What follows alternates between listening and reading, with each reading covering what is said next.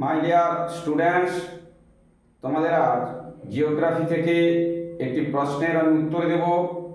প্রশ্নটি হলো, আকাশ গঙ্গা কি?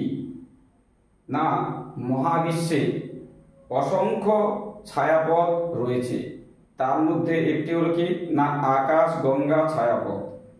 যেই ছায়াপথে সূর্য তার সমস্ত পরিবার নিয়ে অবস্থান করে তাকে কি বলা হয় না আকাশ গঙ্গা ছায়াপথ, যার মধ্যে আমরাও রয়েছি।